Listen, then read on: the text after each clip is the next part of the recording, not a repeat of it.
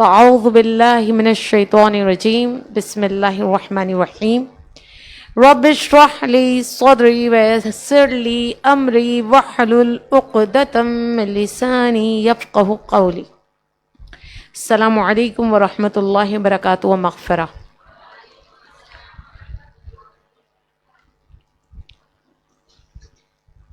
آج انشاءاللہ تبارک و تعالی بات کریں گے رسول اللہ صلی اللہ علیہ وسلم کی دعاؤں کے نفسیاتی پہلو جو ہماری زندگیوں پر مرتب ہوتے ہیں۔ دعا ایک عظیم الشان عبادت ہے۔ دعا اس کی عظمت، فضیلت و بکثرت احادیث کریمہ، آیات کریمہ اور احادیث طیبہ وارد ہیں، یعنی کثرت سے دعا کے حوالے سے قرآنی آیات بھی اور احادیث طیبہ موجود ہے۔ سیدنا نعمان بن بشیر رضی اللہ تعالیٰ عنہ رسول اللہ صلی اللہ علیہ وسلم سے بیان کرتے ہیں کہ دعا عین عبادت ہے۔ اسی طرح جامع ترمذی میں ایک حدیث آتی ہے کہ سیدنا ابو ہریرہ رضی اللہ تعالیٰ عنہ سے روایت ہے، فرماتے کہ رسول کریم صلی اللہ علیہ وسلم نے فرمایا اللہ کے ہاں دعا کا مقام و مرتبہ سب سے زیادہ ہے۔ ہر حال میں، ہر وقت، ہر کیفیت میں ہمیں دعا کی ترغیب دلائی گئی ہے۔ یہ ایسی عبادت ہے جس کا ثواب اللہ کریم نے خود بے انتہا رکھا ہے، جبکہ آپ اگر غور و فکر کریں تو دعا ہے کیا؟ اللہ سے مانگنا۔ دعا کیا ہے؟ اپنی خواہشات کو پورا کرانا، اللہ کریم کی بارگاہ میں بار بار جا کے سوال کرنا۔ لیکن کرم دیکھیے کہ یہ بار بار سوال اگر انسان سے ہو تو انسان اکتا جائے گا۔ بار بار در اگر آپ اپنے خونی رشتوں کا بھی کھٹکھٹا دیں تو ایک دن ایسا آئے گا وہ در آپ کو بند ہی ملے گا، وہ نہیں کھلے گا۔ آپ کسی کو ایک سے چند بار یعنی کئی بار اپنی دکھ بھری داستان سنا دیں تو یقین کرے وہ بور ہو جائے گا، وہ ہمدردی ختم کر دے گا۔ اگر آپ بار بار کسی کے سامنے رو لیں تو وہ آپ سے سوال کرتا ہے، بلکہ کہتا ہے، پوچھتا ہے کہ تمہارا رونا کب ختم ہوگا۔ لیکن واحد وحدہ لا شریک کی وہ ذات ہے کہ جتنی بار در کھٹکھٹاؤ اتنی بار در کھولتا ہے، جتنی بار اس کی بارگاہ میں رو ہر آنسو کے قطرے کے بدلے میرے اور آپ کے گناہ معاف فرما دیتا ہے۔ جتنی بار دعا مانگو اپنا قرب عطا کرتا ہے۔ ہر دعا ہمارے گناہ کو مٹاتی چلی جاتی ہے، ہر دعا ہماری آنے والی بلا کو ٹالتی چلی جاتی ہے، ہر دعا ہمارے دکھوں کا مداوا کرتی چلی جاتی ہے، ہر دعا ہمیں تنہائی سے نکالتی چلی جاتی ہے۔ یہ دعا ہی ہے جو مرتے ہوئے شخص کو زندگی دے جاتی ہے۔ یہ دعا ہی ہے کہ قلیل رزق میں برکت عطا کر دیتی ہے۔ یہ دعا ہی ہے کہ قلیل عمر میں بے شمار بڑے بڑے کام کرا دیتی ہے۔ یہ دعا کی برکتیں ہیں جو اللہ کریم نے مجھے اور آپ کو عطا کی ہوئی ہیں، یعنی دعا کا در کھلا ہوا ہے۔ لوگ عبادت کے بعد دعا کرتے ہیں، جب فرض پڑھتے ہیں اس کے بعد دعا مانگتے ہیں، پوری نماز پڑھتے ہیں تو دعا مانگتے ہیں، نوافل پڑھتے ہیں تو دعا مانگتے ہیں، اور دعا کو عبادت کا مقصد قرار دے دیا کہ دعا خود فی نفس ہی عبادت ہے۔ اور جب بات دعا کریم آقا علیہ الصلوۃ والسلام کی ہو کہ وہ دعائیں جو کریم آقا علیہ الصلوۃ والسلام سے منسوب ہیں، تو آپ کی دعائیں خالی دعائیں نہیں ہیں، بلکہ یہ ہماری روحانی تربیت کا سفر طے کراتی ہے۔ حضور علیہ الصلوۃ والسلام کی دعاؤں میں انسان کی گہری نفسیات پوشیدہ ہے۔ جب آپ کریم آقا علیہ الصلوۃ والسلام کے الفاظوں کو دہراتے ہیں تو صرف آپ کی دنیا نہیں سنورتی، آخرت بھی سنورتی ہے۔ خالی آپ کا ظاہر نہیں سنورتا، آپ کا باطن بھی سنورتا ہے۔ اللہ کریم خود فرماتا ہے ادعونی استجب لکم، مجھے پکارو میں تمہاری دعا قبول کروں گا۔ تو اس کا مطلب ہے کہ دعا کے لیے بلانے والی ذات خود رب کریم کی ہے. تم مجھے پکارو، میں تمہاری پکار کو سنوں گا. یعنی دعا عبد اور معبود کے درمیان ایک پکار ہے. بندہ یہاں سے پکارتا ہے، رب کریم وہاں سے لبیک کی صدا لگاتا ہے. پکارنے والا فرشی ہے، پکار کو سننے والا عرشی ہے. فرش اور عرش میں اتنا لمبا فاصلہ ہے جسے کاؤنٹ نہیں کیا جا سکتا، لیکن دعا وہ وسیلہ ہے کہ فاصلہ نہیں رہتا، مٹ جاتا ہے. دعا وہ نعمت ہے. کریم آقا علیہ الصلوۃ والسلام نے ہمیں زندگی کے ہر مرحلے کی دعا عطا کر دی، ہر کیفیت میں دعا مانگنے کا انداز عطا کیا. آپ نے خالی ہمیں دعا کو مانگنے کا ذریعہ نہیں عطا کیا، بلکہ آپ نے ایسی دعائیں ہمیں بتائیں جس میں انسان کی نفسیاتی، روحانی اور جذباتی تربیت کا خزانہ موجود ہے. جب ہم کریم آقا علیہ الصلوۃ والسلام اور دیگر انبیاء کرام علیہ الصلوۃ والسلام کی دعائیں بھی اٹھا کر پڑھتے ہیں تو یقین کریں خالی وہ دعا نہیں ہوتی، بلکہ ہماری نفسیاتی حوالے سے ہماری تربیت ہو رہی ہوتی ہے، روحانی اعتبار سے ہماری تربیت ہو رہی ہوتی ہے، جذباتی اعتبار سے ہماری تربیت ہو رہی ہوتی ہے. تو دعا کوئی عام عبادت نہیں ہے. زندگی دینی ہو یا دنیاوی، نہ صرف زندگی بلکہ موت کی تمام مراحل کی کامیابیوں کا صحرا دعا تک جا پہنچتا ہے اگر آپ دل کی گہرائیوں سے دعا کرتے ہیں. دعا کے بے شمار فوائد ہیں. یہی وجہ ہے کہ اللہ کریم نے فرض عبادات میں دعاؤں کو پڑھنا کہیں واجب اور کہیں مستحب قرار دیا ہے.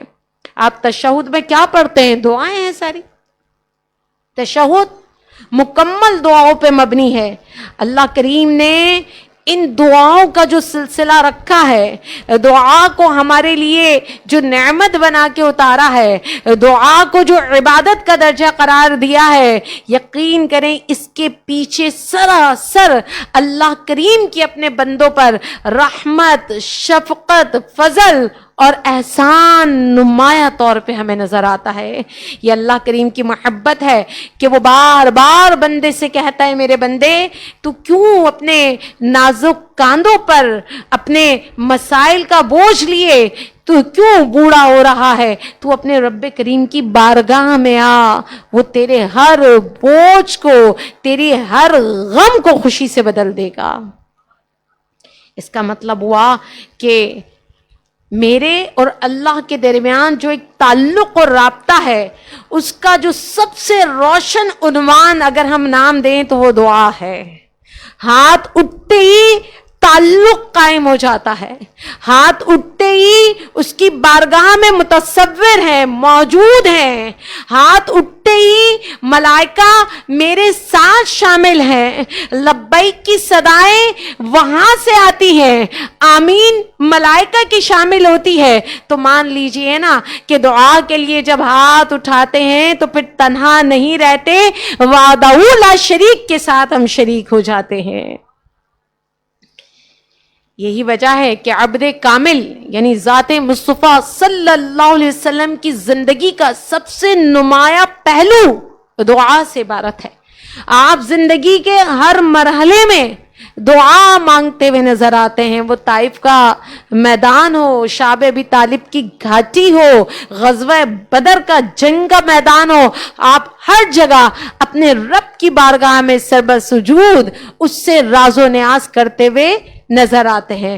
اور تو اور آپ ذرا ادھر بھی تو توجہ دیجئے کہ اللہ کریم نے جو آخری کتاب ہدایت یعنی قرآن مجید اتاری، نازل کی، اس کی ابتدا بھی دعا ہے سورہ فاتحہ، اس کی انتہا بھی دعا ہے سورہ فلق و سورہ ناس. قرآن کی ابتدا بھی دعا ہے، قرآن کی انتہا بھی دعا ہے. یعنی اللہ کریم چاہتا ہے کہ میرا بندہ میرے سامنے مجھے اپنا خالق، اپنا پالنہار مانتے ہوئے میرے سامنے بے بس، لاچار اور بے چارگی کی تصویر بنے، نیاز مند ہو کر آئے اور اپنا وجود میرے سپرد کر دے، خود کو بے بسی کا مجسمہ بنا لے اور پھر مجھ سے مانگے. اسی شریکی کا نام دعا ہے. اگر مانگنے والا ان کیفیات و صفات کے ساتھ مانگے گا تو یقین کرے دینے والی ذات وحدہ لا شریک کی ہے جو 70 ماؤں سے زیادہ چاہتا ہے. اب یہاں دعا نہ صرف عبادت بلکہ بندگی کا بہترین اظہار ہے، اور اللہ کریم کو اپنے بندے کی ادا بڑی پسند ہے کہ وہ رب کی بارگاہ میں مانگے.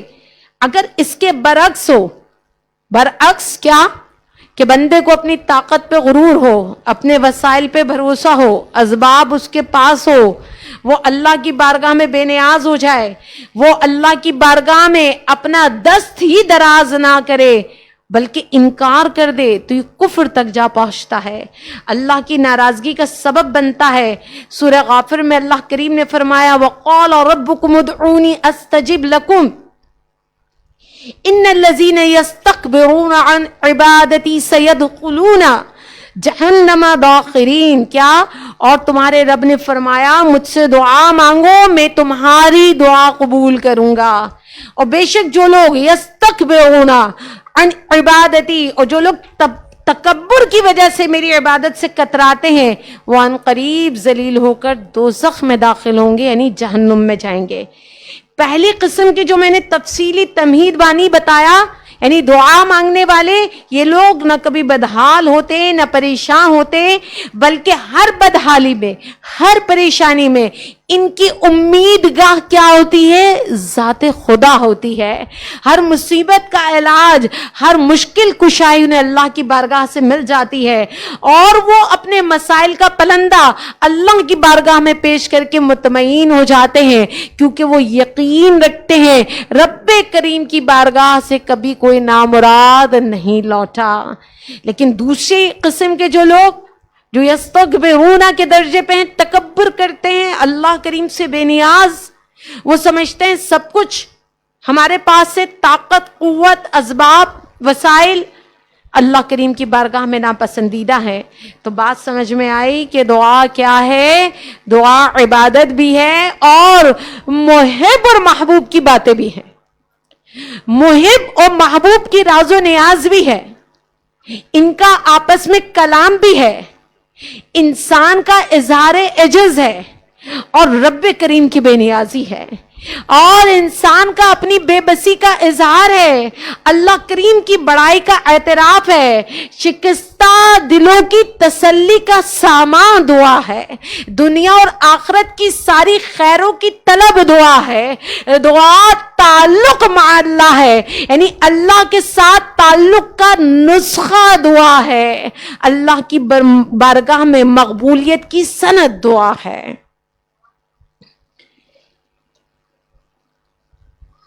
اب دعا جب میں اور آپ مانگتے ہیں تو جتنا میرا تعلق، آپ کا تعلق اللہ سے مضبوط ہوگا، اتنی ہی دعا میں گہرائی ہوگی، اور جب دعا میں گہرائی ہوگی تو اللہ سے تعلق مضبوط ہوگا، اور میں اور آپ معنوی طور پہ، باطنی طور پر اتنے ہی مضبوط ہوں گے، کیونکہ اللہ کریم کے تقرب کے لیے جو بہترین ہتھیار ہے وہ دعا ہے. کریم آقا علیہ الصلوۃ والسلام نے فرمایا الدعاء سلاح المؤمن، دعا مومن کا ہتھیار ہے، وعموم الدین، دین کا ستون ہے، ونور السماوات والارض، زمین و آسمان کا نور ہے. دعا ہمارا ہتھیار بھی ہو گیا، دعا دین کا ستون بھی ہے اور زمین و آسمان کا نور بھی ہے. یعنی دعا کی اہمیت و فضیلت کا اندازہ اس حدیث مبارکہ سے ہو رہا ہے. لیکن افسوس، صد افسوس، ہم اس نعمت خدا بندی سے کتنا محروم ہے. ہمارا دعاؤں میں دل نہیں لگتا، ہم دعائیں کثرت سے نہیں کرتے، ہم دعا کے لیے وقت نہیں نکالتے، ہم مصلی بچھا کے اللہ کی بارگاہ میں دھرنا نہیں دیتے، ہم بار بار اللہ کی بارگاہ سے نہیں مانگتے, ہم بار بار لوگوں کو جا کے اپنے دکھڑے سنا دیتے ہیں, لیکن اللہ کی بارگاہ میں بیٹھ کر کبھی نہیں روتے. اللہ کریم سے بار بار نہیں کہتے ہم چاہتے کیا ہیں, ہم لوگوں سے جا کر بار بار کہتے ہیں کہ کاش ایسا نہیں ایسا ہو جاتا. لیکن جو دعا تقدیر بدل دے وہاں ہم جانا نہیں چاہتے. جو دعا مجھے اور آپ کو اللہ کا قرب دے جائے, ہم وہ دعا مانگ کہ اللہ کی قربت حاصل نہیں کرنا چاہتے. سورہ بقرہ میں اللہ کریم نے فرمایا اذا سألک عبادی عنی فانی قریب, اور جب میرے بندے سوال کریں میرے بارے میں تو کہو میں بہت قریب ہوں. اجیب دعوت الداعی اذا دعانی, اور ہر پکارنے والے کی پکار کو سنتا ہوں جب کہ وہ مجھے پکارے. سورہ بقرہ میں اللہ کریم نے فرمایا کہ بندے میرے بارے میں سوال کریں تو بتاؤ ان کے انتہائی قریب ہوں, اور جب یہ مجھے دعا کرتے وقت پکارتے ہیں تو میں ان کی دعا قبول کرتا ہوں. دعا بڑی طاقت رکھتی ہے. ترمذی شریف میں حضور اکرم صلی اللہ علیہ وسلم نے فرمایا لا يرد القضاء الا دعا, کوئی چیز قضا کو لوٹا نہیں سکتی, فیصلے کو بدل نہیں سکتی, یعنی قضا اور قدر کے فیصلے کبھی نہیں بدل سکتے علاوہ دعا کے. یعنی دعا قضا اور قدر کے فیصلے بھی بدل دیتی ہے. لیکن یاد رکھیے دعا الفاظ کی تکرار کا نام نہیں ہے. یہاں تک کہ آپ قرآنی ماثورہ دعائیں, قرآنی دعائیں بھی اگر صرف رٹے رٹے الفاظ میں پڑھ رہے ہیں تو یاد رکھیے وہ دعائیں مؤثر نہیں ہوں گی, وہ دعائیں رنگ نہیں لائیں گی. اگر اللہ کے نظام قضا کو بدلنا ہے, اللہ کے فیصلے کو بدلوانا ہے, تو یاد رکھیے دعا وہ ہونی چاہیے جو سینے کو چیر دے, جو آنکھوں کو رلا دے, جو ہمارے ہر عضو کے روئے کو کھڑا کر دے. دعا وہ ہے جو دل سے نکلے, آنکھوں کے اشک میں ڈھلے, ہمارے اندر سرایت کر جائے اس کا دکھ, اس کی تاثیر. پھر دیکھیے جس دعا کو مانگنے میں ہمارے وجود کا ایک ایک عضو مبتلا تکلیف ہو جائے, اللہ کریم اس دعا کو قبول فرما لیتا ہے. فی زمانہ نفسیاتی مسائل کی کثرت ہے. کراچی میں بالخصوص کھلتے ہوئے کثرت سے نفسیاتی ہاسپٹلز اس بات کی دلیل ہے کہ انسان کا دماغ عدم توازن کا شکار ہو رہا ہے. انسان کے جذبات عدم توازن کا شکار ہو رہے ہیں, بیلنس نہیں رہا. یہاں تک کہ ہمارے بہت زیادہ فزیکلی مسائل ان کی ابتدا ہوتی نفسیاتی مسائل سے ہیں, جسے ہم فی زمانہ ڈپریشن کا نام دیتے ہیں. اسٹریس, انزائٹی, اضطراب, بے چینی یا فرسٹریشن, یہ کیا ہے؟ یہ ساری کیفیتیں ہماری بلڈ سرکولیشن کو بڑھاتی ہیں, جسے ہم ہائی بلڈ پریشر کا نام لیتے ہیں. بہت زیادہ ٹینشن ہمیں شوگر میں مبتلا کر دیتی ہے کہ ہماری باڈی انسولین نہیں بنا پاتی.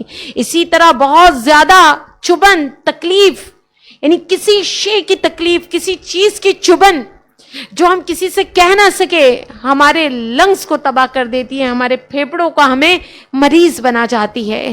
اسی طرح مستقل ذہنی دباؤ ہمارے معدے کی تیزابیت, ایسیڈیٹی کو اس قدر بڑھا دیتا ہے کہ کبھی وہ السر اور اس سے زیادہ بڑھ کر وہ ہمارے اسٹمک کے کینسر کا سبب بن جاتا ہے. یعنی کہنا یہ چاہ رہی ہوں کہ طرح طرح کے وساوس, طرح طرح کی بے چینیاں, اضطرابیت, پریشانیاں, ذہنی دباؤ ہمارے جسم کے ایک ایک فنکشن کو تباہ کرتی چلی جاتی ہے. اب بات یہی ہے, دعا کی بات چلی تو ذکر کی بھی کہ بے وفائی اس کی بیوی نے کی, لیکن جب وہ ڈوبا مرنے کے لیے تو اپنے 2 معصوم بچوں کو لے کر ڈوبا. اس طرح ایک خودکشی کا جرم اس کے نامہ اعمال میں اور دوسرا 2 بچوں کا قتل اس کے نامہ اعمال میں. کیا ہے یہ سب؟ بہت زیادہ ذہنی دباؤ, کمانے کی ہوس, روٹی کے پیچھے بھاگنا, سبقت لے جانا, اور دیگر چیزوں سے، یعنی جو ہماری بنیادی چیزیں ہیں، اللہ کا ذکر، نماز، عبادت، تلاوت قرآن، دعا، یعنی دین سے دوری ہمیں کس نہج پر لے جا کے کھڑا کر دیتی ہے. جبکہ دیکھیں میرے کریم آقا علیہ الصلوۃ والسلام کی جب تعلیمات کا مطالعہ کریں تو تمام ہمارے باطن کا تزکیہ نفس تو ہمیں وہاں بہت آسانی سے ملتا ہے، کیونکہ آپ صلی اللہ علیہ وسلم کو بھیجا ہی اس لیے گیا. لیکن اس کے ساتھ ساتھ ہمارے ظاہری امراض کے حوالے سے بھی کریم آقا علیہ الصلوۃ والسلام نے ہماری رہنمائی کی ہے، لیکن ہم توجہ ہی نہیں دیتے. غم ہو، دکھ ہو، بے چینیاں ہو، مایوسیاں ہو، ان تمام کیفیتوں میں ہمیں چاہیے کہ ہم دیکھیں ہمارے کریم آقا علیہ الصلوۃ والسلام نے ہمارے لیے کیا تعلیمات چھوڑی ہیں، ان کے ارشادات کیا ہیں. ان تمام عبادتوں کے تناظر میں کم از کم ہر مسلمان، ہر عبد اپنے معبود سے تو جڑے، کم از کم اپنے ہاتھوں کو تو اس کی بارگاہ میں بلند کرے. جب بندہ اللہ کریم سے دعا کرتا ہے، اسپیشلی اس کیفیت میں کہ کوئی بے وفائی کرے، کوئی تنہا چھوڑ دے، تو وہ خود کو تنہا محسوس نہ کرے. جب وہ اللہ سے دعا کرتا ہے تو اللہ کریم کی معیت اسے مل جاتی ہے اور وہ خود کو تنہا نہیں سمجھتا. اسی لیے کریم آقا علیہ الصلوۃ والسلام نے بار بار ہمیں بتایا ہے دعا عبادت کا مغز ہے. دکھ میں، تکلیف میں، پریشانی میں اپنے اللہ سے مانگو. اس دکھ، تکلیف اور پریشانی میں جب تم اللہ کی بارگاہ میں ہاتھوں کو بلند کرو گے تو خود کو تنہا محسوس نہیں کرو گے. اور پھر کیا ہوتا ہے، نفسیات ہمیں بتاتی ہے کہ جب ہم ہاتھوں کو بلند کر کے اللہ سے دعا کرتے ہیں تو ہمارے دل کو قرار آتا ہے کہ کسی نے ہماری پکار سنی ہے، کسی نے ہمارا دکھ سنا ہے، کوئی ہے جو ہماری تکلیف سے واقف ہے، کوئی ہے جو ہمارے بہتے اشکوں پہ نظر رکھتا ہے. اور پھر یہ یقین بھی ہے کہ جو بہتے اشکوں پہ نظر رکھ رہا ہے، جو تکلیف کو سن رہا ہے، جو دکھ ہمارے چن رہا ہے، وہ رب کریم قادر مطلق ہے. کن فرمائے گا اور فیکون ہو جائے گا، دکھ مٹ جائے گا، غم دور ہو جائے گا، پریشانی دور ہو جائے گی. لیکن یہ یقین لانا پڑے گا کہ ہر دکھ، تکلیف، پریشانی میں ہمیں کیا کرنا ہے، دعا کی طرف راغب ہونا ہے. اس طرح اللہ سے تعلق قائم ہوگا اور احساس تنہائی ختم ہوگا. یہی نہیں، جب ایک تعلق بنا کے آپ دعا کریں گے تو آپ کا جو ذہنی دباؤ ہے، آپ جو مینٹلی طور پر انتہائی اسٹریس کا شکار ہے، وہ آہستہ آہستہ آسانی کی طرف جائے گا. آپ کی انزائٹی، آپ کا ڈپریشن، آپ کا فرسٹریشن کمی کی طرف جائے گا، کیونکہ آپ کے دل کو یہ تسلی ملے گی کہ انشاءاللہ اس کی بارگاہ میں مسئلہ رکھ دیا جہاں مسئلہ نہیں رہتا. یعنی دعا کے ذریعے ہم اپنے ذہنی دباؤ کو ختم کر سکتے ہیں. یہی وجہ ہے کہ کریم آقا علیہ الصلوۃ والسلام نے ہر اس چیز سے پناہ مانگنے کا ہمیں حکم دیا جو آپ کو اور مجھے ذہنی دباؤ کا شکار کر کے ڈپریشن میں، فرسٹریشن میں، اینزائٹی میں اگر مبتلا کرے. آپ نے پہلے ہی ہمیں تلقین کی کہ دعا کیا کرو، اللہم انی اعوذ بک من الہم والحزن والعجز والکسل والبخل والجبن وضلع الدین وغلبۃ الرجال. اے اللہ میں تیری پناہ مانگتا ہوں غم سے، رنج سے، عجز سے، سستی سے، بخل سے، بزدلی سے، قرض کے بوجھ سے اور لوگوں کے غلبے سے. دعا کس قدر جامع ہے، ہر وہ چیز جو ہمیں ڈپریشن کی طرف لے کر جائے گی اس دعا میں موجود ہے. ہر نماز کے بعد پڑھنے کا حکم بھی ہے، لیکن ہم نہیں پڑھتے. ہم نہیں پڑھتے. غم سے کیا، من الہم والحزن، غم سے، رنج سے، عجز والکسل، عجز سے اور سستی سے، بخل سے، قرضے سے، اور لوگ مجھ پہ غلبہ پا جائیں. ہوتا ہے نا، لوگ ہمیں کمزور سمجھ کے دباتے ہیں. تو ہر وہ کیفیت انسان کی، ہر وہ مرحلہ جس پر آ کر انسان ڈپریشن کا شکار ہوگا، کریم آقا علیہ الصلوۃ والسلام نے پہلے ہی اس کمپلیکس کو دور کرنے اور ان نیگیٹو تھاٹ سے بچنے کے لیے آپ کو اور مجھے دعا عطا کر دی. لیکن اس دعا کو پڑھیں تو صحیح. کہا نا ہر دعا میں ایک نفسیاتی پہلو گہرائی کے ساتھ معجزن ہے. دعا یہ خالی دعا نہیں ہے، دعائے رسول صلی اللہ علیہ وسلم ہماری تربیت بھی کر رہی ہے.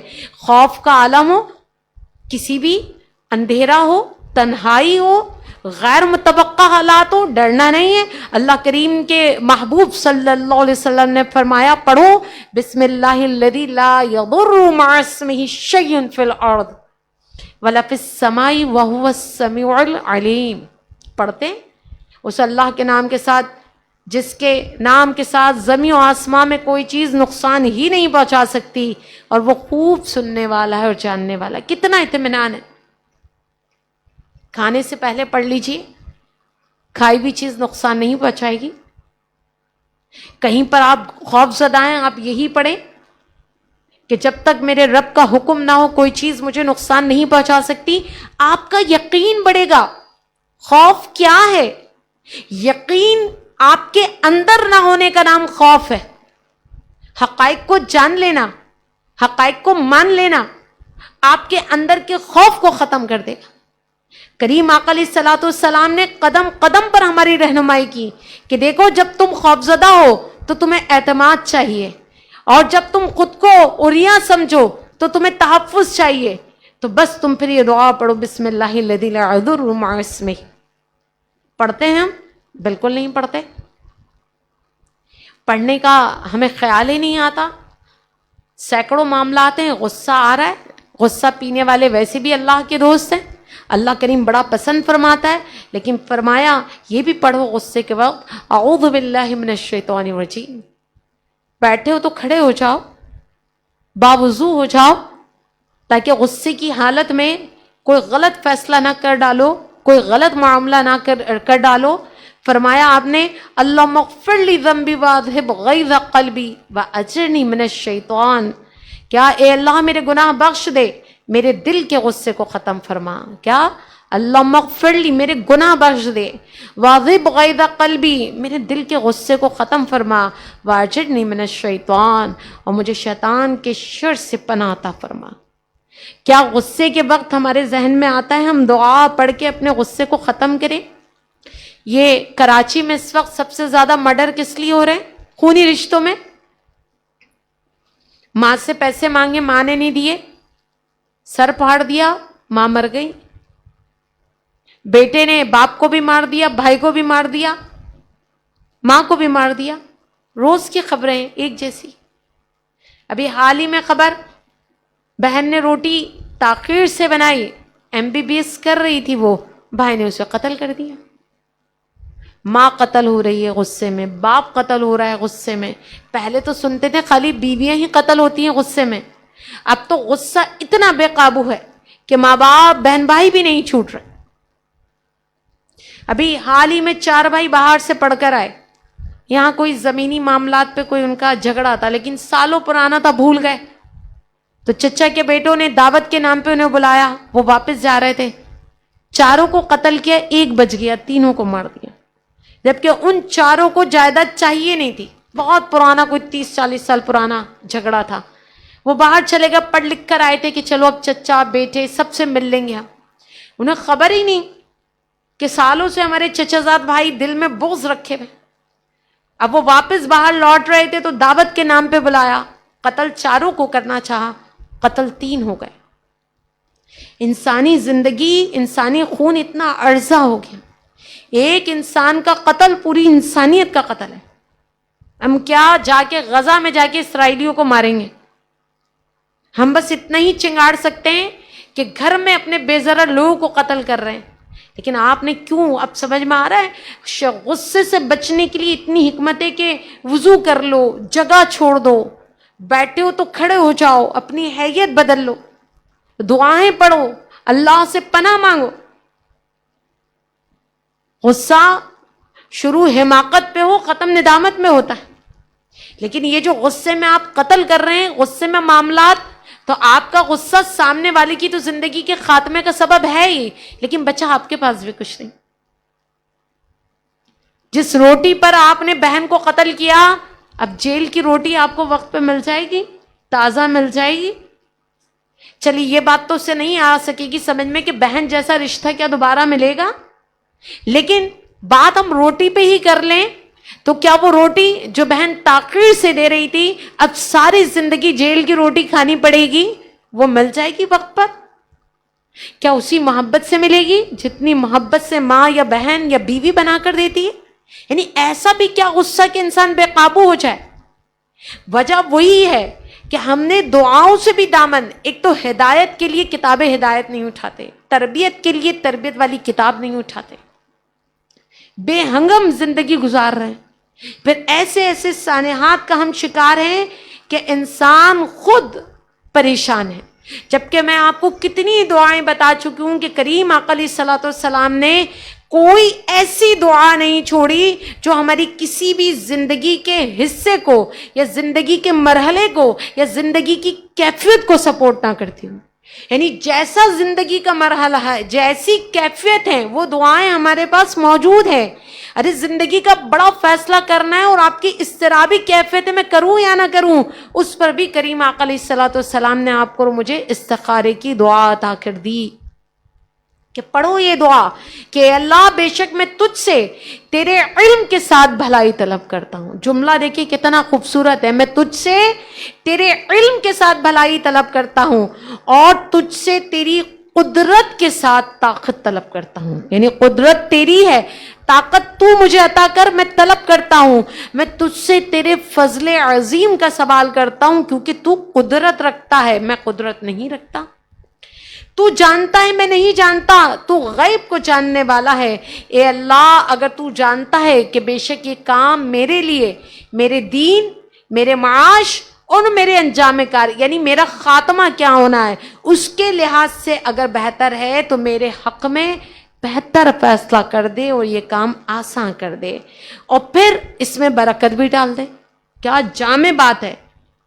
اگر خاتمے تک، میری زندگی کے خاتمے تک یہ کام میرے لیے بہتر ہے تو میرے حق میں نہ صرف فیصلہ کر، آسان بھی کر، برکت بھی ڈال، اور اگر تو جانتا ہے کام میرے حق میں، میرے دین کے لحاظ سے، میرے معاش کے لحاظ سے، میرے انجام یعنی میرے خاتمے کے لحاظ سے یہ کام بہت برا ہے، مجھے دور کر دے، اس کام کو مجھ سے دور کر دے، مجھے اس کام سے دور کر دے، میرے لیے بھلائی کا فیصلہ فرما جہاں بھی ہو اور پھر مجھے اس پہ راضی کر دے۔ پڑھتے ہیں ہم یہ دعا کوئی کام کرنے سے پہلے، ہم نے اسے ایک رشتے کے لیے سنبھال کے رکھا ہوا ہے، بس کہیں نہیں لکھا کہ آپ کو رشتے کے لیے استخارہ کرنا ہے، ہر کام کے لیے اللہ سے مشورہ کرنا۔ لیکن ہم بہت ہوشیار ہیں، ہم صرف ان رشتوں میں استخارہ کرتے ہیں جہاں ہمیں نہ کرنی ہوتی ہے۔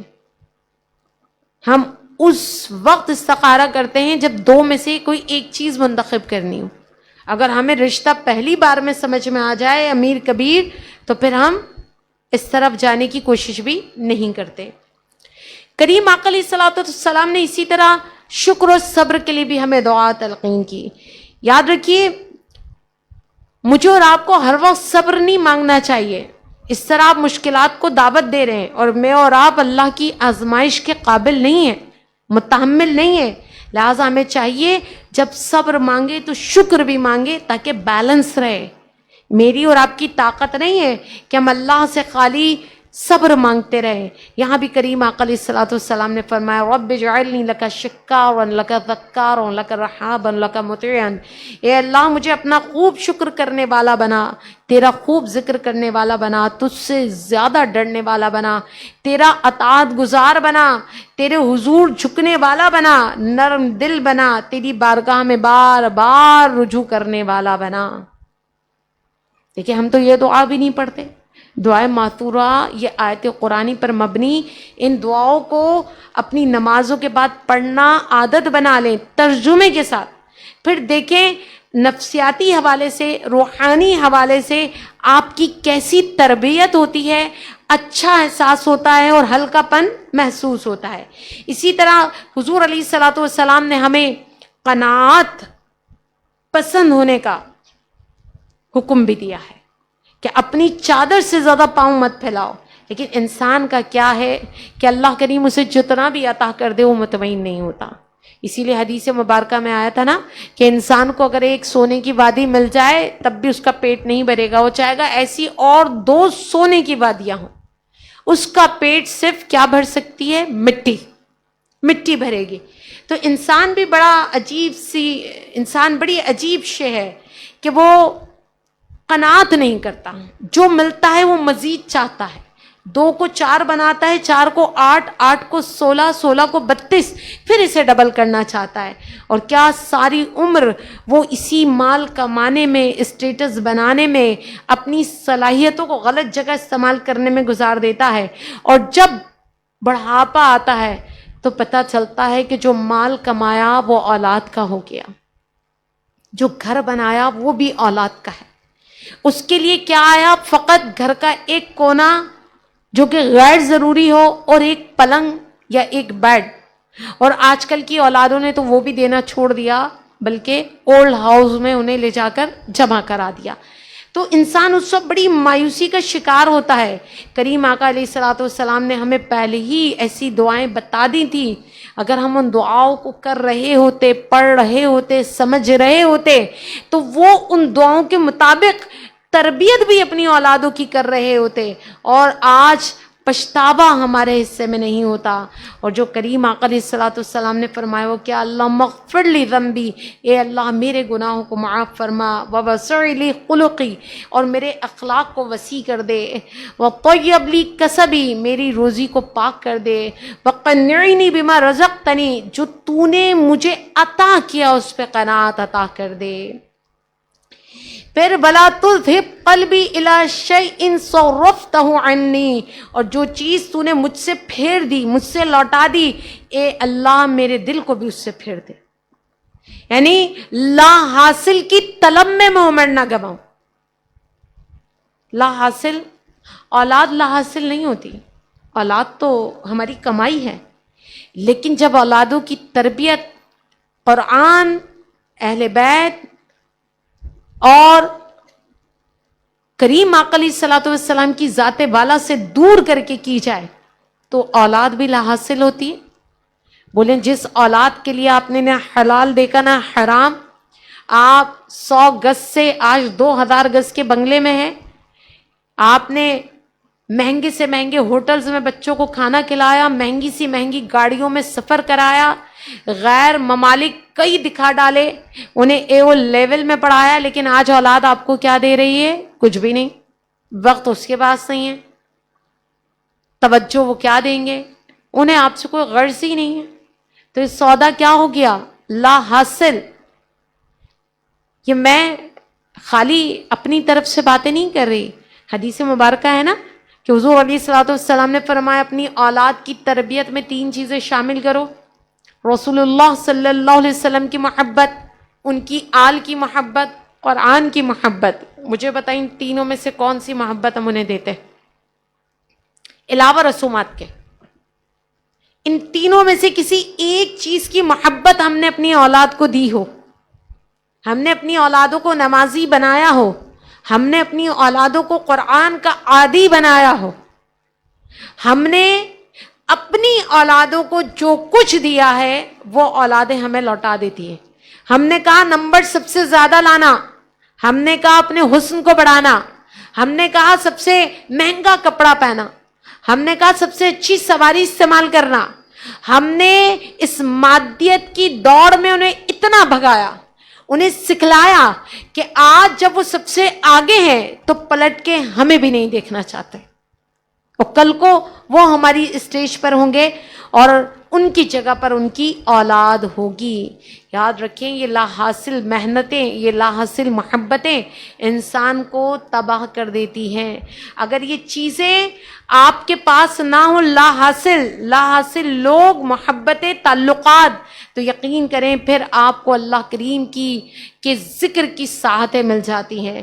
کریم آقا علیہ الصلوۃ والسلام نے فرمایا اے اللہ میری پسندیدہ چیزوں میں سے جس چیز کو تو نے مجھ سے دور کر دیا، تو اب میرے لیے اپنی پسندیدہ چیز کے لیے مجھے اس پر عمل کرنے کا ذریعہ بنا دے. یعنی جو بیکار چیزیں جنہیں میں نے اپنے لیے پسند کیا اور تو نے انہیں میری زندگی سے نکال دیا, تو بس اب جب میں فارغ ہوں تو جو کام تجھے پسند ہے اس کے لیے مجھے منتخب فرما لے. یعنی تو مجھے اپنے ذکر کے لیے منتخب فرما لے. مجھے بتائیں کون سا ایسا مرحلہ ہے جہاں آپ کو لگ رہا ہے کریم آقا علیہ الصلوۃ والسلام نے ہماری رہنمائی نہیں کی؟ اگر بات ہمارے معاملات کے درست نہ ہونے کی ہو, کس طرح عموماً حقوق العباد یعنی ماں بیٹی, دو بہنیں, نند بھاوج, دیورانی جٹھانی, یہ سارے ایسے تعلقات ہیں جو اکثر درست نہ ہونے کے سبب ہمارے لیے اینزائٹی کا یا فرسٹریشن کا سبب بن جاتے ہیں. وجہ بہت ساری ہے. کبھی ہم حسد کا شکار ہوتے ہیں, کبھی ہم حسد کر رہے ہوتے ہیں, کبھی ہم اپنا تقاضا یعنی تقاضا حق بہت زیادہ لوگوں کے سامنے پیش کر رہے ہوتے ہیں. کبھی ایسا ہوتا ہے کہ قرض یعنی مال کی وسعت کے لیے ہم قرض کی دوڑ میں آگے آگے بھاگ رہے ہوتے ہیں. یہ ساری چیزیں, یہ ساری الجھنیں ہمیں ایک مستقل جب ذہنی دباؤ کا شکار کرتی ہیں, تو یہاں بھی کریم آقا علیہ الصلوۃ والسلام نے ہمیں دعا کی. پہلی بھی میں نے آپ کو بتائی اور یہاں پھر دی, اللہم انی اعوذ بک من المأثم والمغرم. اے اللہ میں گناہ و قرضے سے آپ کی پناہ مانگتا ہوں. ایک بار ایک شخص نے حضور علیہ الصلوۃ والسلام سے پوچھا, یا رسول اللہ صلی اللہ علیہ وسلم, آپ مقروض ہونے سے کیوں اتنی پناہ مانگتے ہیں؟ کیوں؟ کیا آپ یہ چاہتے ہیں کبھی کوئی مقروض نہ ہو؟ آپ نے فرمایا سنو, آدمی جب مقروض ہوتا ہے تو جب بات کرتا ہے جھوٹ بولتا ہے, اور جب وعدہ کرتا ہے وعدہ خلافی کرتا ہے. اس لیے آپ نے بہت زیادہ پناہ مانگی ہے. اسی طرح حضرت ابو امامہ انصاری رضی اللہ تعالیٰ عنہ نماز کے وقت کے علاوہ مسجد میں پریشان حال بیٹھے ہیں. آپ نے پوچھا کیا وجہ ہے؟ فرمانے لگے غموں نے گھیر لیا ہے. ان غموں میں ایک یہ غم قرض کا بھی تھا. پھر آپ نے انہیں وہی کلمات بتائے جو میں نے آپ کو شروع میں بتائے کہ آپ نے فرمایا اللہم انی اعوذ بک من الہم والحزن. اسے ہر نماز کے بعد پڑھا کرو اور قرض سے اللہ کی پناہ مانگو. اور انہوں نے ایسا ہی کیا, اللہ کریم نے انہیں قرض سے نجات عطا کی. یہ ساری چیزیں پناہ مانگنے والی اگر ہم اپنی روزانہ کی دعاؤں میں شامل کر لیں تو ہماری تربیت کا بھی سامان شروع ہو جائے گا.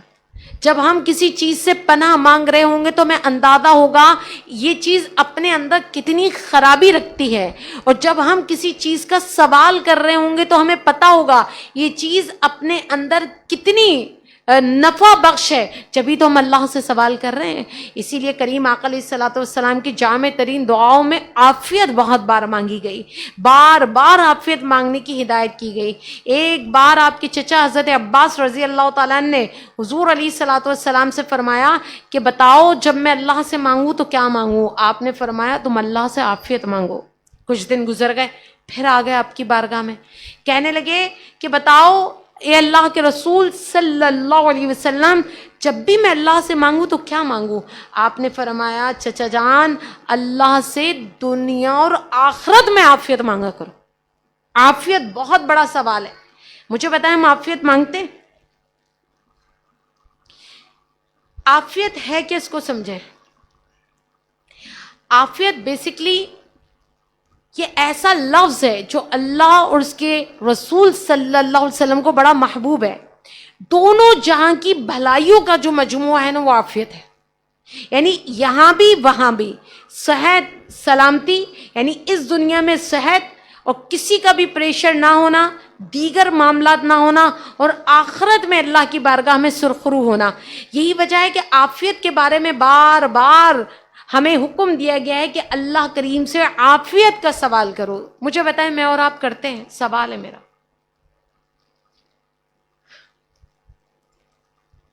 اگر ہم اللہ کریم سے بار بار عافیت کا سوال کر رہے ہوتے تو پھر ہم ناگہانی کا شکار کیوں ہوتے؟ اچھا خاصا پکنک منانے گئے لیکن حادثے کا شکار ہو. پکنک منانے انسان کیوں جاتا ہے؟ کہ وہ فریش ہو جائے, وہ تھوڑی دیر زندگی کے معاملات سے آزاد ہو جائے, اس کے جو اعصاب کا اور دماغ کا جو تناؤ ہے وہ ختم ہو جائے. مل بیٹھ جائے پورا خاندان ایک جگہ.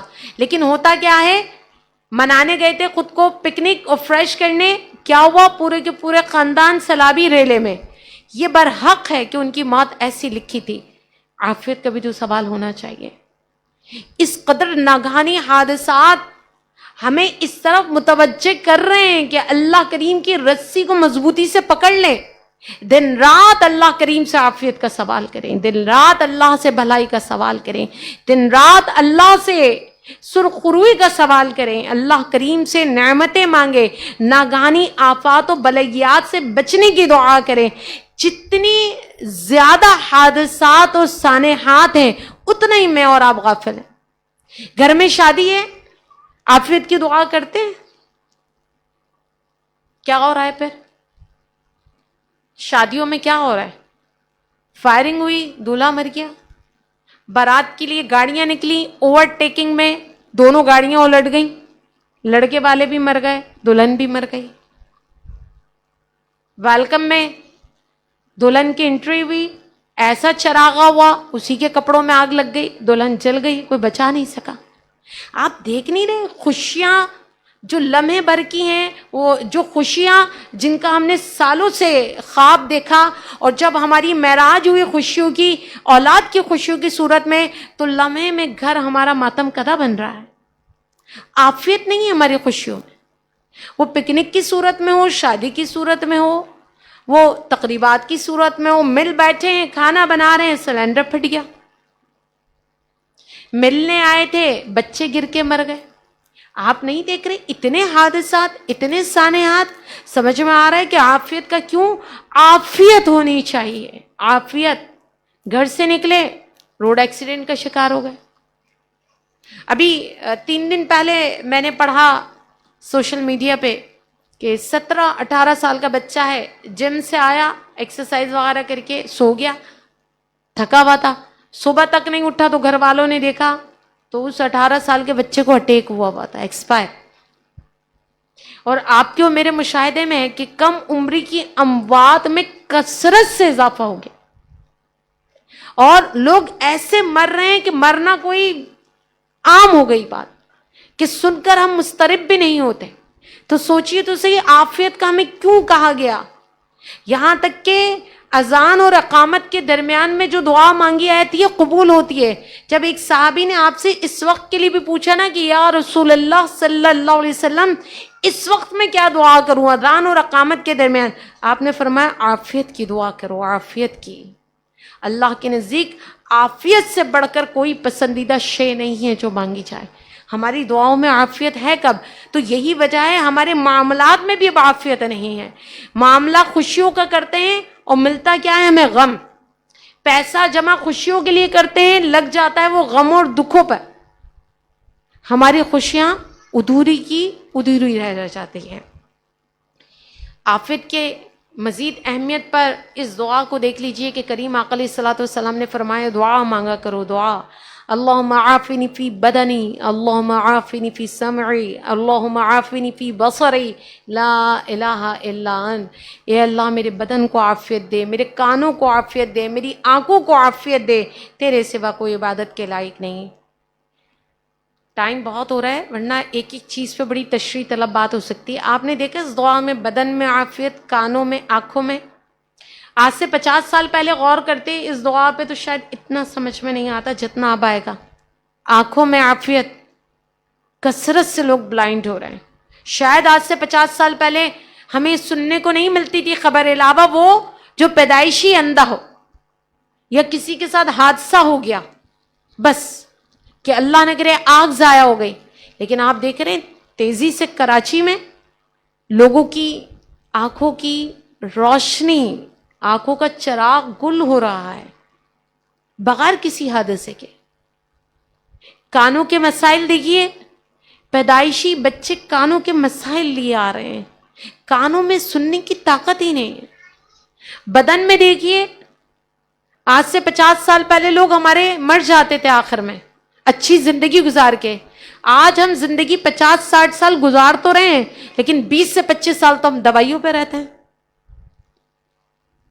गुर्दे के अमराज कितनी तेजी से कराची में फैल रहे हैं, कितनी तेजी से, कि जाने वाले बच्चे 9 उम्र हैं, कम उम्र हैं, और डॉक्टर कहते हैं जी गुर्दे ही फेल हो गए। सब क्या है? हुजूर अलैहिस्सलाम ने हमें बहुत पहले ही फरमा दिया, दुआ करो, दुआ, अल्लाहुम्मा आफिनी फी बदनी। हम तवज्जो दें तो ना, तवज्जो दिए बगैर, इसी तरह बात बहुत लंबी होगी, लेकिन अल्लाह करीम के महबूब ने हमें अच्छी बीवी मांगने की भी दुआ की, जो तुम्हें वक्त से पहले बूढ़ा ना कर दे। आज देखें चारों तरफ मसाइल। फिर अब अच्छी औलाद मांगने की भी दुआ की, कि औलाद भी मांगो तो अच्छी मांगो, नेक और साले मांगो, वरना ये औलाद तुम्हारे लिए बाइस आजमाइश बन जाएगी। और वो सूरह फुरकान में तो दुआ जो मैं और आप भी पढ़ते हैं, रब्बना हब लना मिन अज़वाजिना व ज़ुर्रियतिना कुर्रतु अयुनी वजअलना लिलमुत्तकीना इमामा। क्या है? हमारे परवरदिगार हमें अपने बीवी बच्चों से आंखों की ठंडक अता फरमा। आज बीवियां आंखों की ठंडक हैं, बच्चे हमारे सीने का सुकून है, हमें परहेजगारों का सरबराह यानी इमाम बना। आप चारों तरफ के सैकड़ों केसेस उठा के देखिए, कहीं आपको बीवियों की बेवफाई नजर आएगी, तो कहीं शौहर हरजाई नजर आएगा, और कहीं औलाद बागी नजर आएगी। हर चीज अपनी जगह पर डिसेबल है, हर चीज अपनी जगह पर बेतरतीब है, तकलीफ दे है।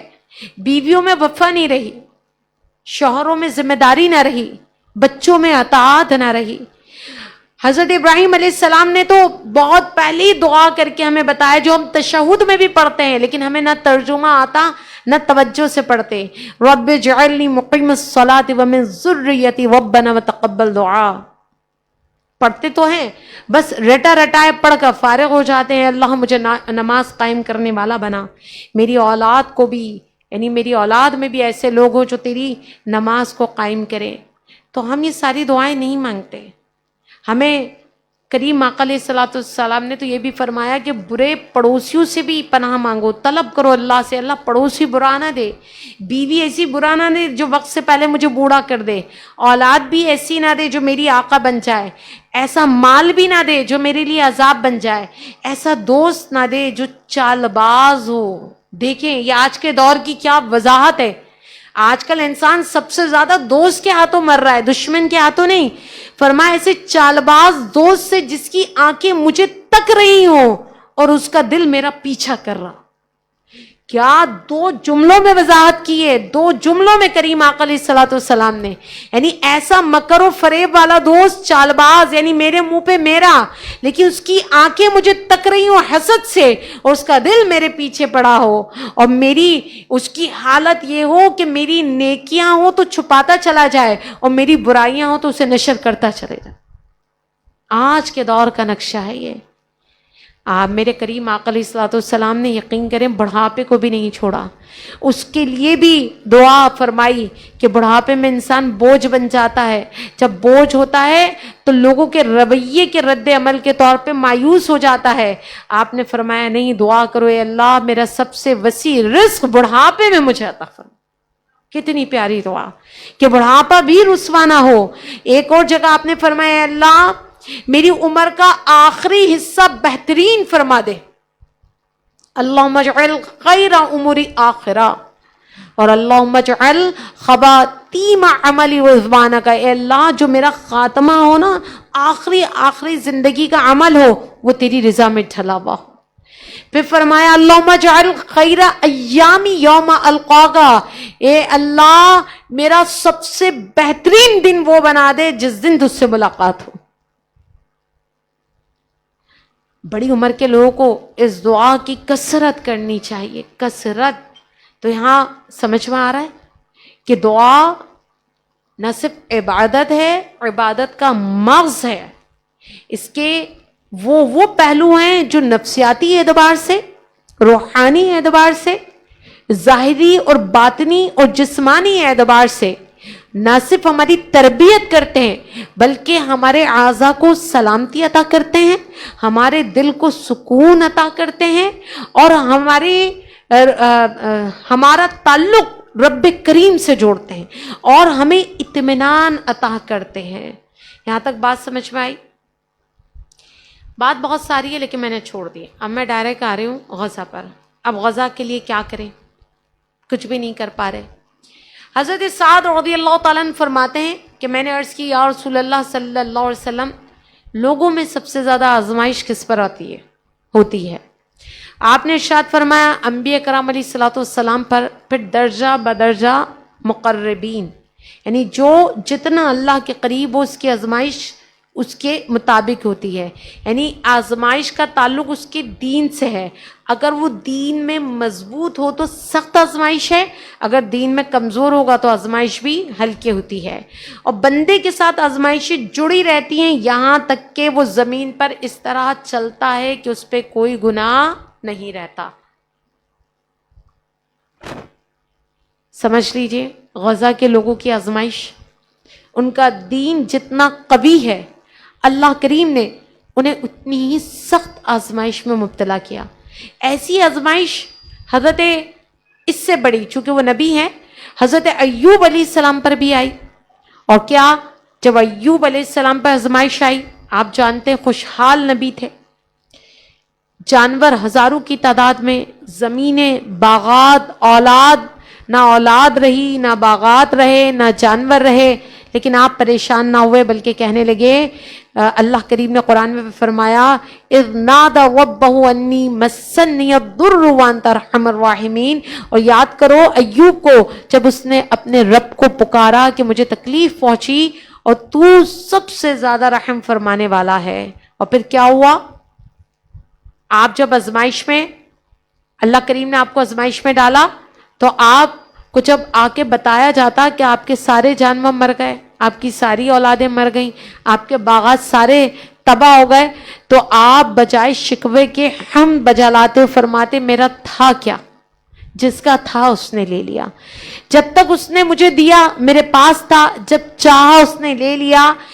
میں اس وقت بھی اس کا شکر ادا نہیں کر سکا، اور اب اللہ کریم جس حال میں رکھے میں راضی ہوں.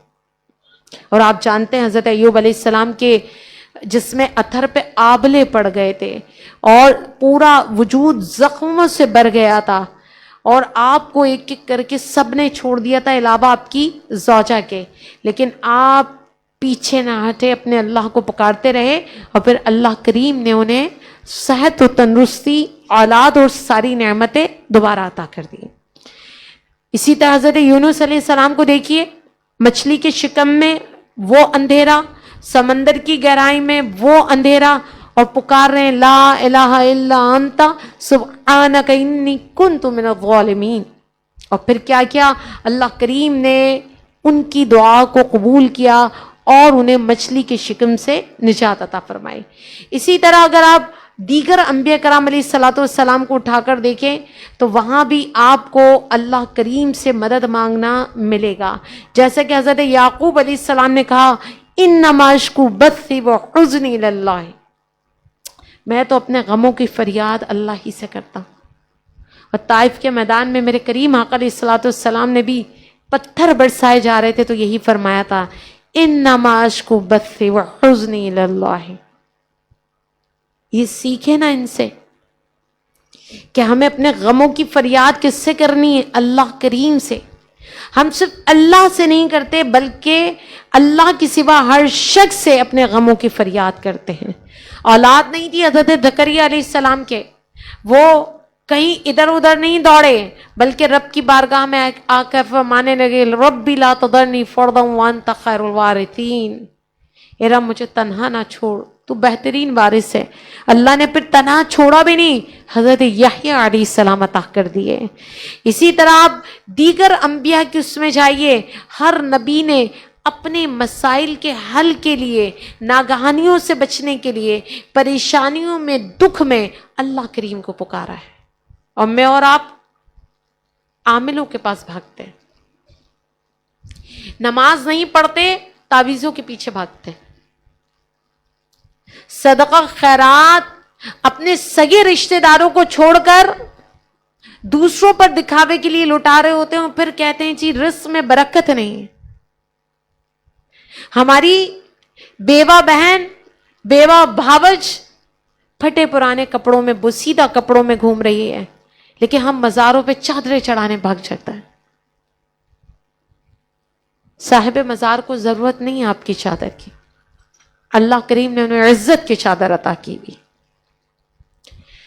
ہمارے معاملات تو دیکھیے، لیکن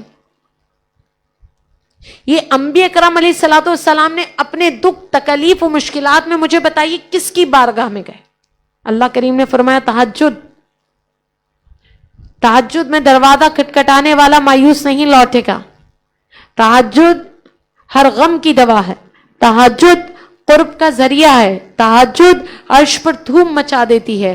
تہجد میں ملائکہ آپ کی نگہبانی کرتے ہیں. لیکن کیا تہجد میں اٹھ کر اپنے غم کی فریاد کی یا کرتے ہیں؟ ہم شارٹ کٹ راستے ڈھونڈتے ہیں، شارٹ کٹ جو ہمیں خود کچھ نہ کرنا پڑے. 5 وقت کی نماز میں اللہ کریم سے نہیں مانگتے، لیکن کسی کے ایڈریس بتانے پر ہم میلوں کا سفر طے کر کے وہاں پہنچ جاتے ہیں. ایک عجیب سی باتیں ہیں جس پہ میں بہت زیادہ ڈسکس نہیں کرنا چاہ رہی، آپ سمجھ رہے ہوں گے.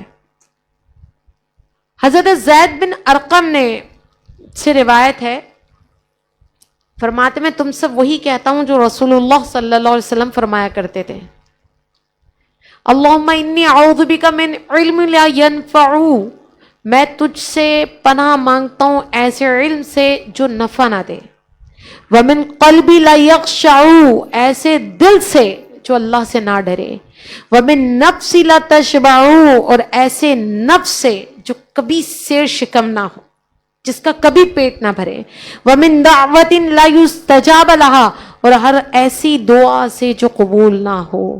اچھے خالی دعا ہے؟ پوری زندگی کا فلسفہ ہے اس میں کہ خالی اپنی معلومات پہ فخر نہ کرنا. ہر ایسے علم سے پناہ مانگو جسے حاصل کر کے تم عمل کی طرف نہ جا سکو، یعنی وہ تمہارے لیے علم نافع نہ ہو، خالی معلومات ہو.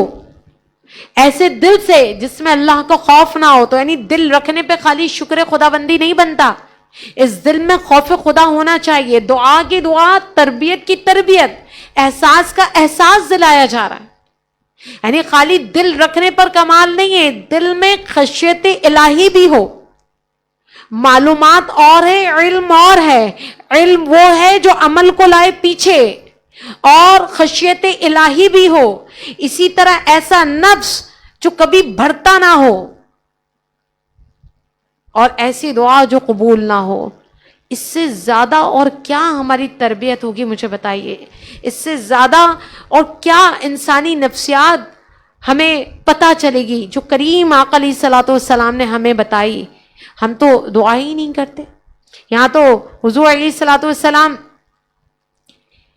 ماں سلمہ فرماتی ہیں سلام اللہ علیہ کہ حضور علیہ الصلوۃ والسلام اکثر دعا کرتے تھے. اکثر کیا؟ یا مقلب القلوب ثبت قلبی علی دینک. میں اور آپ کرتے ہیں؟ ہم تو سمجھتے ہیں ہم مسلمان گھرانے میں پیدا ہوئے، اے دلوں کے پھیرنے والے، میرے دل کو اپنے دین پر ثابت قدمی عطا فرما. ہمیں کبھی فکر ہوئی کہ ہم اپنے ایمان کی سلامتی کے لیے دعا کریں، ایمان کے لیے روئیں؟ اگر ایمان ہی چھن گیا، ایمان ہی گھٹ گیا، ہم کہاں کھڑے ہوں گے؟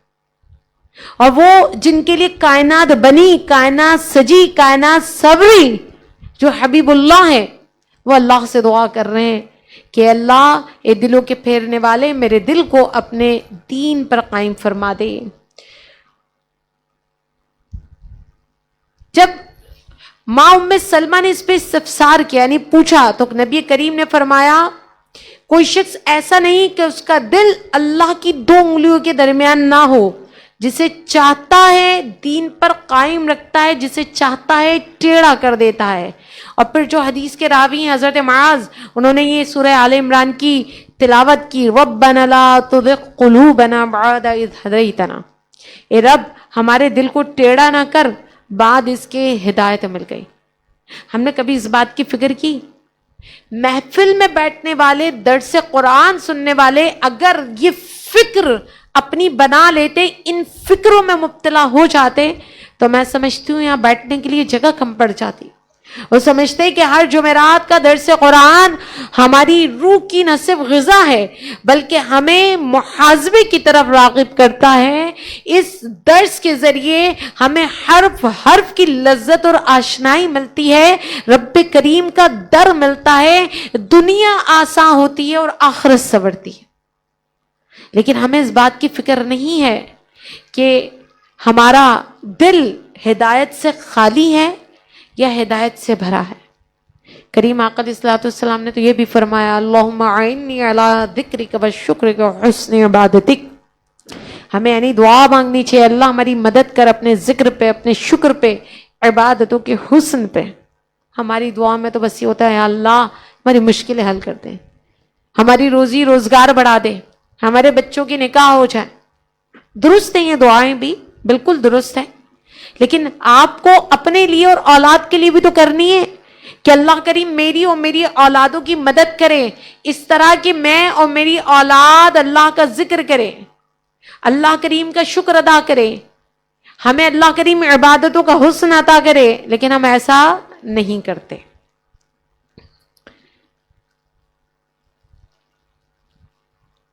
حضرت انس سے روایت ہے کہ کریم آقا علیہ الصلوۃ والسلام نے فرمایا, بڑا ثواب بڑی مصیبت کے ساتھ ہے, بڑا ثواب بڑی مصیبت کے ساتھ ہے. اور جب اللہ کسی قوم کے ساتھ محبت فرماتا ہے تو انہیں آزماتا ہے, بس جو اس پر راضی ہو تو اللہ بھی ان کے لیے راضی ہوتا ہے, اور جو ناراض ہو تو اللہ بھی ان سے ناراض ہے. جو بڑی مصیبت میں گرفتار ہیں, میں اور آپ شاید اپنی اپنی جگہ کسی نہ کسی بڑی مصیبت میں مبتلا ہوں گے, لیکن اہل غزہ سے بڑی مصیبت کسی پر نہیں ہے. جان سے, مال سے, بھوک سے, خوف سے, ہر طرح سے وہ ابتلا میں مبتلا ہیں. تو کیا خیال ہے میرا اور آپ کا, ہم ان کے غم میں نہ دل جلا سکتے ہیں, نہ ہم ان کے لیے فکر کرتے ہیں؟ تو کم از کم ہم اللہ کی بارگاہ میں دعا کر لیں.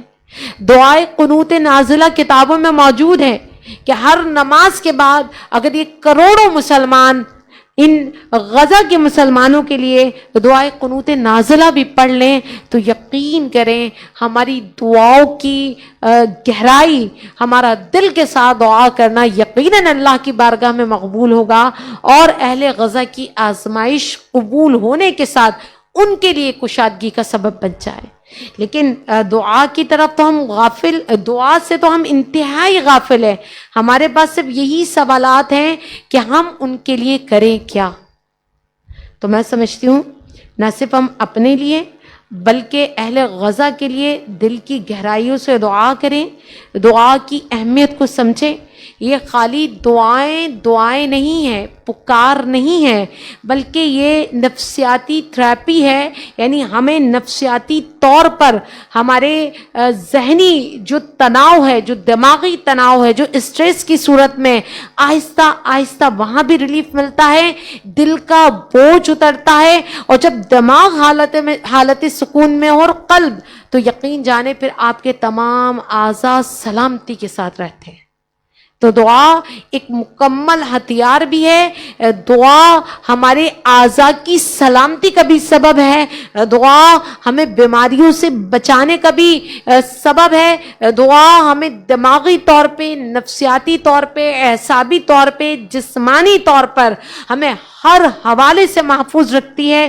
تو ہمیں چاہیے کہ شکر گزاری کے ساتھ, حوصلہ رکھتے ہوئے, توبہ کرتے ہوئے, اللہ کی بارگاہ میں رجوع کرتے ہوئے, رزق حلال کے ساتھ, مثبت طرز فکر یعنی پازیٹو سوچ کے ساتھ اللہ کریم کی بارگاہ میں رجوع کریں.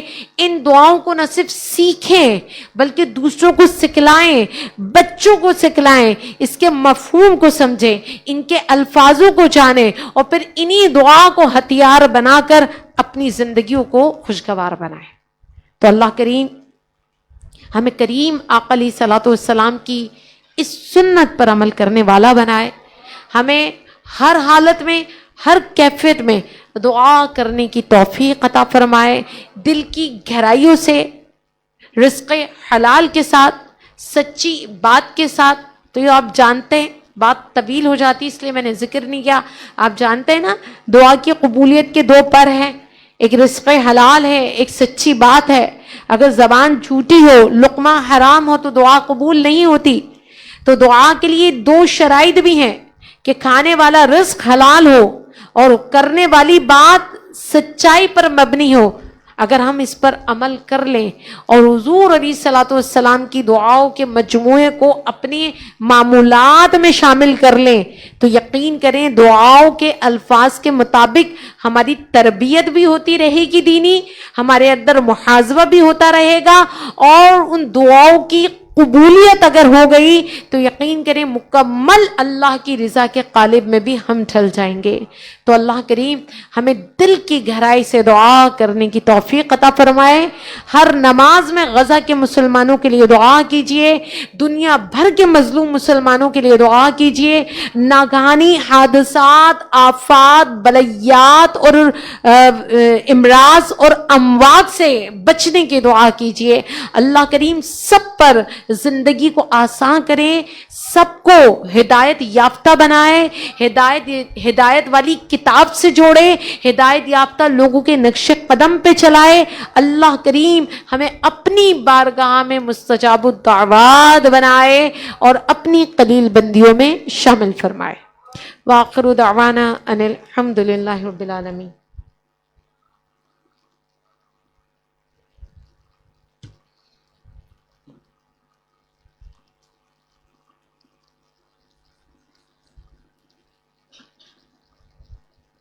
بند ہو گیا تھا.